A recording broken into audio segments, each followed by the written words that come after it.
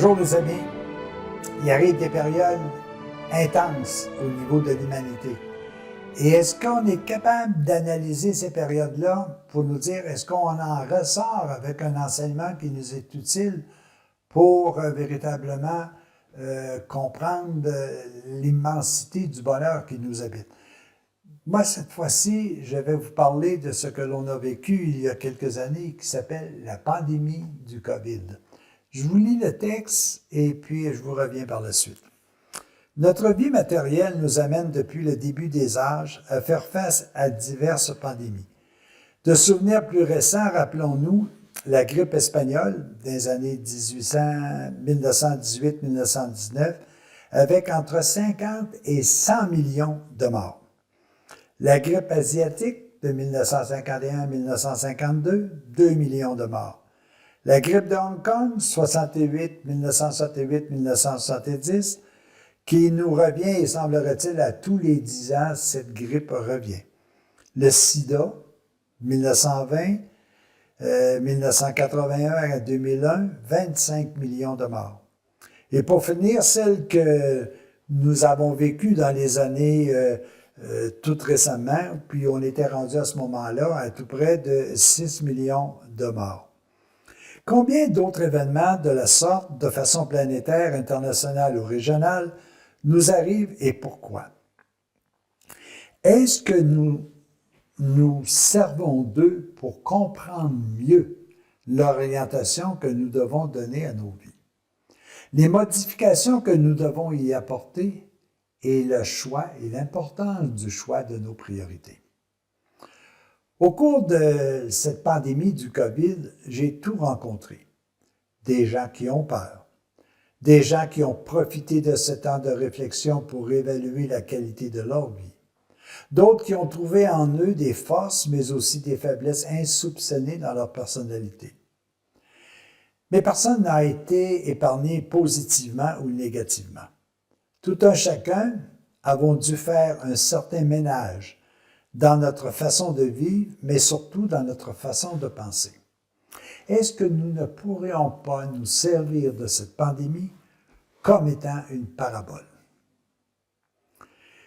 J'ai un grand ami qui, par habitude, est au restaurant, café, brioche, tous les matins avant sa journée de travail.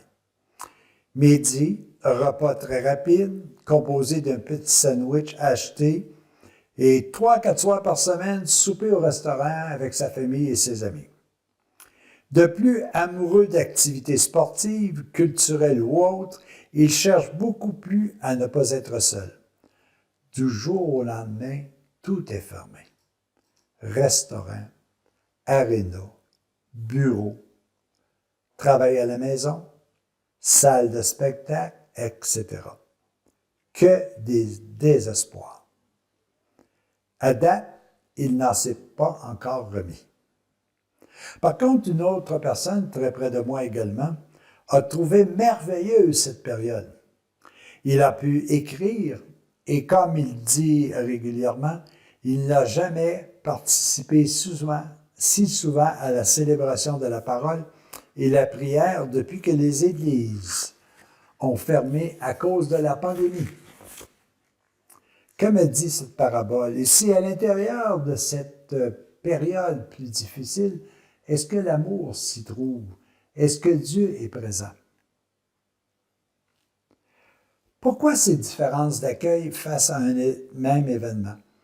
Peut-être que notre préparation a été dans nos habitudes de vie antérieures développées. La COVID-19 ne nous a-t-elle pas permis de réfléchir et de modifier, notamment nos inégalités sociales, nos désirs désordonnés de consommation, nos manques de charité, de partage, nos volontés individuelles versus notre volonté communautaire? Cette période ne nous a-t-elle pas amenés à réfléchir sur les failles de notre système de santé? Une plus grande valorisation de nos aides-soignants, un meilleur partage de nos ressources, une priorité de nos besoins essentiels, une plus grande organisation de l'entraide. Suis-je un bon samaritain pour ceux et celles qui m'entourent, mais aussi pour ceux que je connais peu, mais qui ont besoin les plus démunis. Dans la parole de Dieu, on dit qu'il y ait la famine, la peste, l'ennemi, la maladie, etc. Écoute, pardonne et prie. On le répète dans l'Ancien Testament, au livre des Rois, comme on le répète dans la Chronique, le livre de la Chronique. Ai-je l'habitude d'agir ainsi au livre des Nombres? Hey, ça, c'est intéressant. C'est que moi, j'ai pris l'habitude que le matin, je déjeune au restaurant. Que le soir, puis il ne faut pas que je manque aucune partie de hockey. Et quand, à un moment donné, ces habitudes-là ne sont plus présentes, est-ce que je souffre? Est-ce que je suis capable de remplacer par quelque chose?